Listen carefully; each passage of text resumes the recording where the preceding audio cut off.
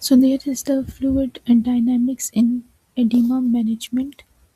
There is the fluid dynamic, which behind the definition and clinical relevancy, their principle of fluid movement, and the edema management. So, what is edema? Basically, edema is defined as the abnormal accumulation of fluid in the interstitial spaces leading to tissue swelling. So, key characteristics is may be localized or generalized. It indicates the underlying disease or it affects the tissue function and healing. So there is some common causes of edema. So edema occurs due to imbalance in normal fluid movement. It increases the capillary hydrostatic pressures. It decreases the plasma oncotic pressure. It increases the capillary permeability and impair the lymphatic drainage. There is the types of the edema. So edema can be classified based on location and causes. So the first type is peripheral edema, which is the legs, feet and hands. Pulmonary edema, which is lungs. Cerebral edema, which is brain, and lymphedema, which is lymphatic obstruction. So there is some clinical types, which is the pitting edema and the non-pitting edema. So the main cause of the edema is the swelling caused by the excess fluid in soft tissue, usually localized, such as the upper and the lower limbs. So the main causes is the conditions that affect the thyroids of lymphatic system, like the lymphedema, which build up lymphatic fluid, maxedema, which is the peripheral edema, swelling in lower lungs, and there is another type which we call the perioptal edema. So there is other type which we call the angioedema, usually result in allergic reaction, swelling in face, tongue and the larynx, abdominal, arms or the legs. There is sublipedema which accumulate and fats under skin. So there is further the two types of edema, which is the non-pitting edema and the pitting edema. The non-pitting edema meaning it feels firm and its sedimentations does not form. The pitting edema, it is the independent appearance and persistence when pressure is applied. There is some sign and symptoms of the edema, like the common signs is the visible swelling, shining and stretched skin, pitting or pressure. The symptoms include the hemians, discomfort or pain or reduced range of the movement. There is some pathophysiology of edema, like edema develops when fluid filtration exceeds reabsorption. Some lymphatic drainage is insufficient. This results in accumulation of excessive interstitial fluids. There is some fluid dynamics, like fluid dynamics is the study of how the fluid move under the influence of the physical forces. So in human body, it explains the blood flow, the capillary exchange and the lymphatic drainage. So the body fluid compartments, totally body water is divided into intercellular fluid, which is the ICF, the fluid inside the cell, and the extracellular fluid, which is the ECF fluid outside the cell. So edema involves the excess interstitial fluid.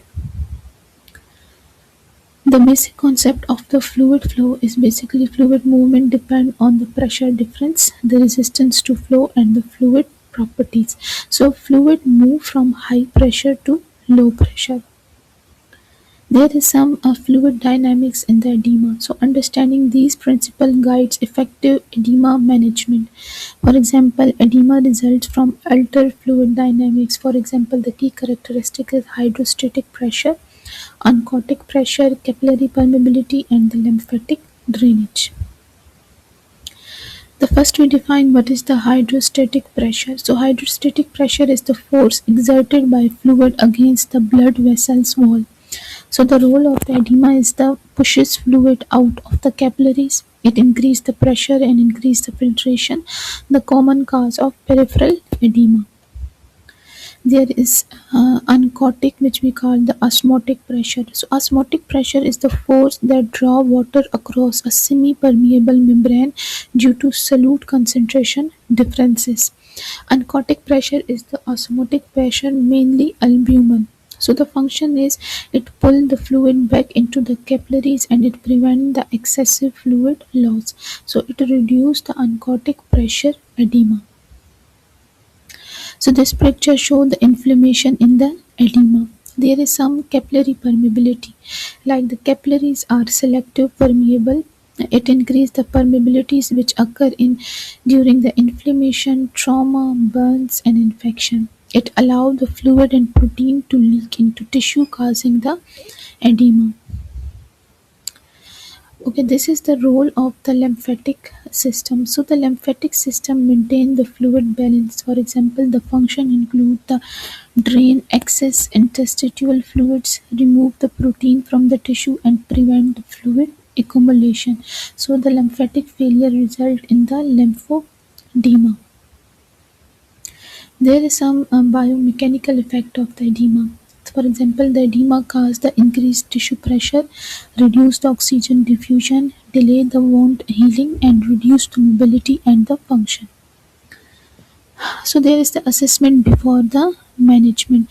For example, the effective management begin with proper assessment. So the assessment include the inspection and palpation, pitting versus non-pitting test, limb circumferences measurement, and the skin conditions and the temperature.